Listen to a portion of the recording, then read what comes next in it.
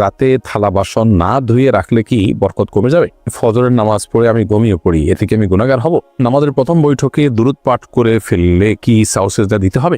জন্মবারে হাতের নখ চুল কাটা যাবে না, এ কথাটা কতটুকু শরীয়তসম্মত? ওযু করে বাচ্চাকে বেস্ট ফিডিং করালে কি ওযু ভেঙে যাবে? বিয়ের অনুষ্ঠানের জন্য গরু কিনেছি, সেই গরুতে সন্তানের আকিকার নিয়ত ও একসাথে করা যাবে কিনা?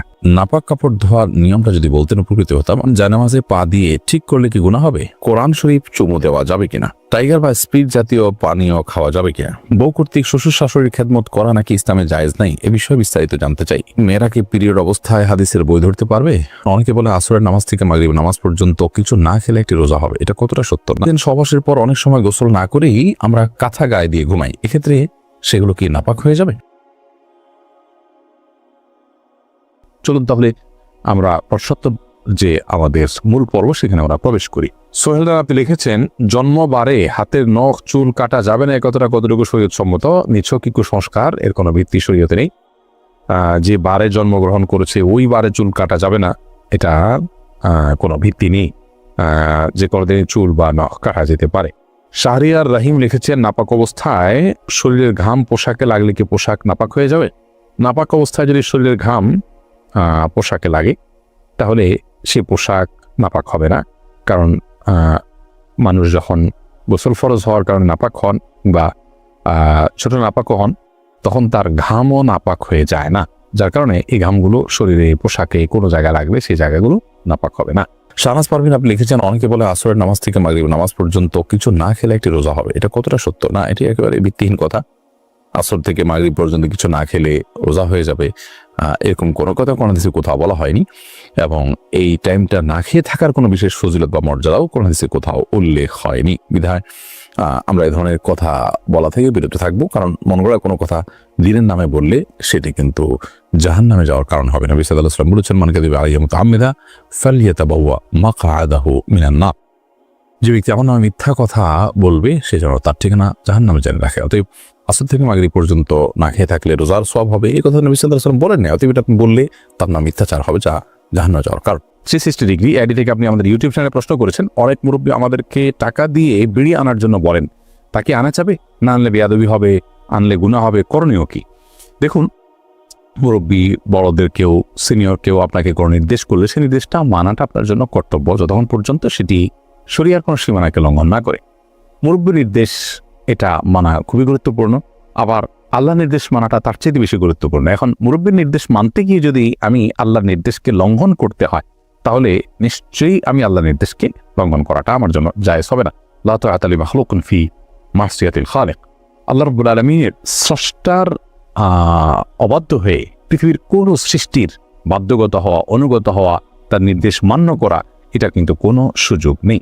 অতএব এ বিষয়ে আমাদেরকে দায়িত্ববান হতে হবে এবং সচেতন হতে হবে। মোতালেব আপনি লিখেছেন, বিয়ের অনুষ্ঠানের জন্য গরু কিনেছি, সেই গরুতে সন্তানের আকিকার নিয়ত ও একসাথে করা যাবে কিনা? বিয়ের অনুষ্ঠানের জন্য গরু কিনেছেন, গরুর গোশত সংগ্রহ করবেন, পাশাপাশি সেখানে আকিকার নিয়ত করবেন, এটা অবশ্যই শুদ্ধ হবে না। আকিকা এবং আপনার গোশত খাওয়া এই দুইটাকে এক পশুর মধ্যে আপনি একত্র করাটা সঠিক হবে না।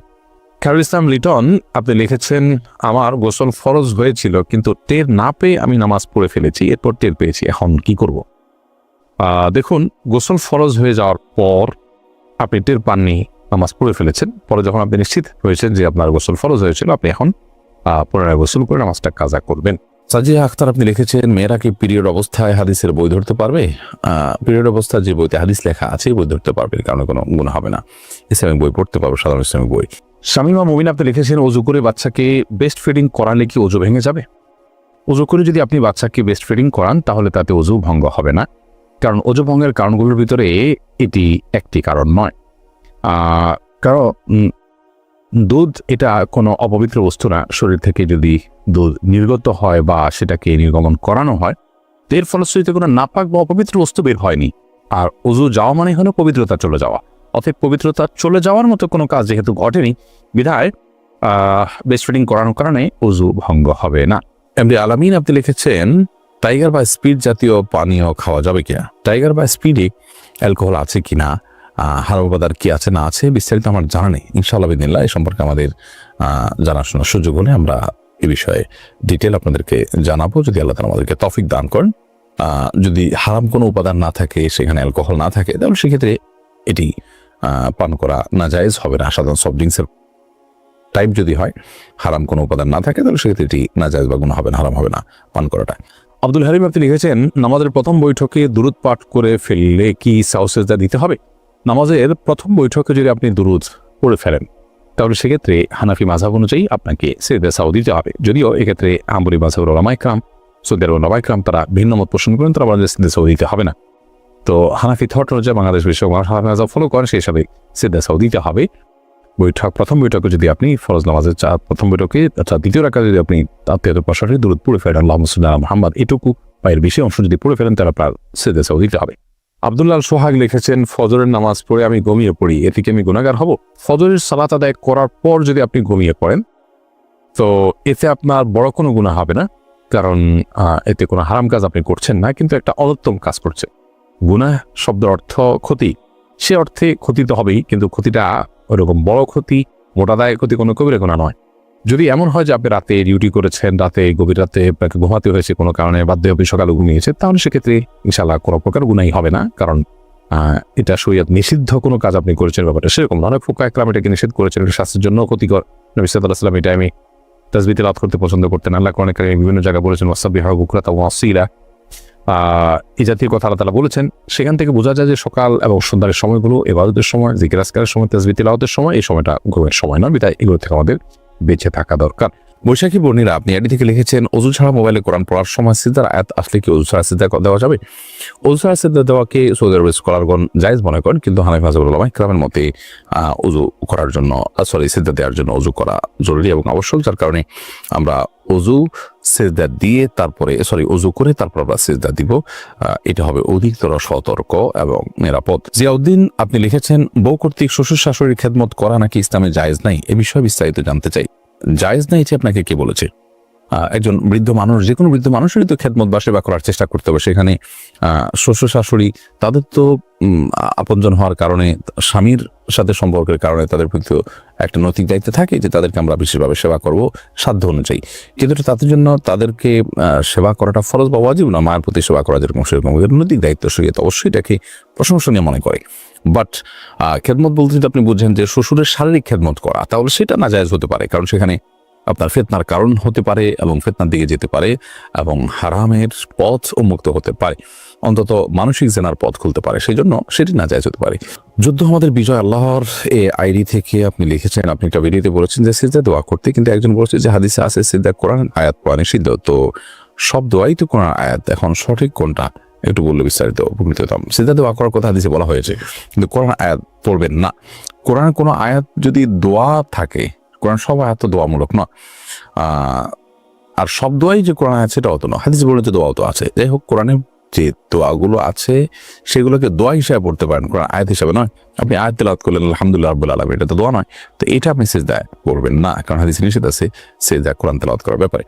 এরপরে সিরাজউদ্দিন মুন্না আপনি লিখেছেন, সহবাসের পর অনেক সময় গোসল না করেই আমরা কাঁথা গায়ে দিয়ে ঘুমাই, এক্ষেত্রে সেগুলো কি নাপাক হয়ে যাবে? সহবাসের পরে কিংবা স্বপ্নদোষের পরে আপনি যদি কাঁথা বা কম্বল লেপ ইত্যাদি গায়ে দিয়ে ঘুমান, তাহলে সেক্ষেত্রে আপনার সে কাপড়গুলো অটোমেটিকলি নাপাক হয়ে যাবে না, যদি সেখানে নাপাক না লাগে। যদি আপনার নাপাক কাপড় বা শরীর থেকে আপনার নাপাক লেগে যায় সেগুলোতে, তাহলে সেক্ষেত্রে যেখানে লেগেছে সেই অংশটা নাপাক হবে। সেগুলোতে আবার শুকায় যায় এবং ভেজা না থাকে, তাহলে সেক্ষেত্রে সেটা আবার আপনার শরীরে লাগলে শরীর কিন্তু নাপাক হবে না। বা সেই নাপাকটা যদি আপনার চাকা ধরে যায়, সেটা যদি আপনি খুঁচিয়ে ফেলে দিতে পারেন, তাতেও কিন্তু পাক হয়ে যাবে। বীর্য পাক করার এটা একটা পদ্ধতি, যে ধুয়ে তো পাক করবোই। এছাড়া আপনার শুকিয়ে গেলে সেটাকে যদি খুঁচিয়ে বা খুঁটিয়ে ফেলে দেওয়া যায়, সেটাও নাজায়েজ হবে না। তাশরিফা জাহান তাওয়া আপনি লিখেছেন, কোরআন শরীফ চুমু দেওয়া যাবে কিনা? কোরআন শরীফে চুমু দেওয়া যাবে কিনা? কোরআন কারিমে চুমু দেওয়াতে কোনো অসুবিধা নেই। আপনি কোরআনের প্রতি সম্মান শ্রদ্ধা প্রদর্শন করতে গিয়ে আপনি চুমু দিলেন, এটাতে অসুবিধার কিছু নেই। এটা মহব্বত এবং ভক্তির প্রকাশ সেভাবে করলেন। এমনি তামিম হাসান আপনি লিখেছেন, জামাতের নামাজ যদি প্রথম 3 রাকাত না পাই, তাহলে কি বাকি নামাজ কিভাবে পড়বো?